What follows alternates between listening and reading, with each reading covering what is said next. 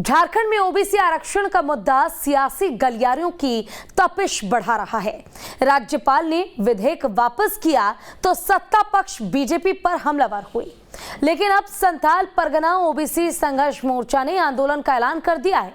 यानी कुल मिलाकर ये कहना गलत नहीं होगा कि चुनाव से पहले आरक्षण का मुद्दा ठंडे बस्ते में तो नहीं जाने वाला है। इसी पर देखिए हमारी खास रिपोर्ट।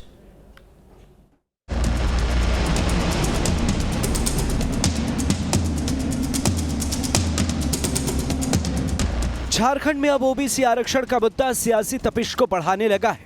प्रदेश में सामाजिक और शैक्षणिक रूप से पिछड़े वर्गों के लिए आरक्षण बढ़ाने की मांग वाले विधेयक को राज्यपाल की ओर से लौटाने के बाद से ही मामले पर सियासत तेज हो गई।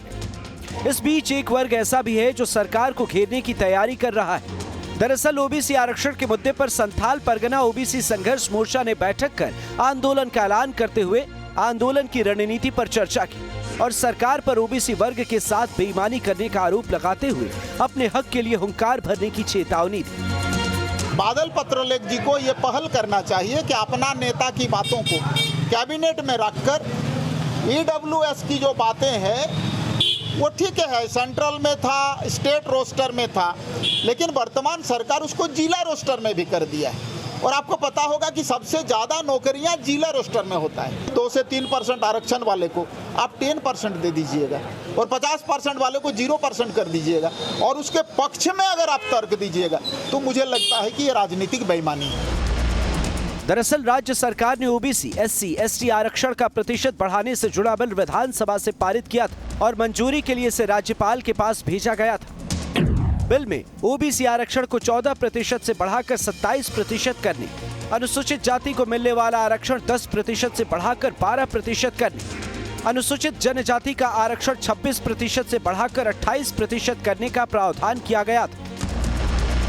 अगर ये बिल मंजूर हो जाता तो प्रदेश में कुल मिलाकर आरक्षण का प्रतिशत 50 से बढ़कर 67% हो जाता। ऐसे में राज्यपाल ने सर्वोच्च न्यायालय का हवाला देते हुए विधेयक लौटा दिया। दरअसल सुप्रीम कोर्ट की ओर से जातिगत आरक्षण की सीमा 50% तय है, लिहाजा राज्यपाल ने विधेयक को लौटाते हुए सरकार को बड़ा झटका दे दिया। इसके बाद से ही सत्ता पक्ष बीजेपी पर हमलावर होने लगी। प्रदेश के कृषि मंत्री बादल पत्रलेख ने ओबीसी आरक्षण के मुद्दे पर केंद्र और बीजेपी की नीतियों पर सवाल उठाते हुए कहा है कि इस मुद्दे पर भ्रम की स्थिति पैदा की जा रही है। ओबीसी के साथ अन्याय नहीं होने देंगे। भ्रम फैलाने वाले किस तरह से पेश आ रहे हैं उस पर भी लोगों को ध्यान देने की जरूरत है। सब चीजें, कोई चीज छिपी नहीं रहती है। कोई कहता कुछ और है, करता कुछ और है।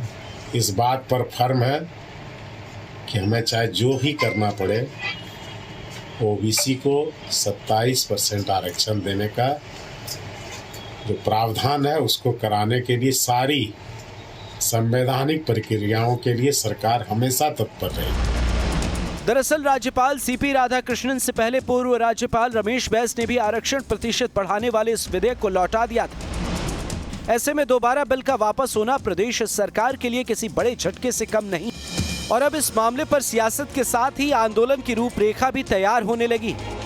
देखना ये होगा कि आरक्षण पर शुरू हुआ ये संग्राम कहां जाकर खत्म होता है। दुमका से विकास कुमार के साथ bureau report, news state, Bihar, Jharkhand.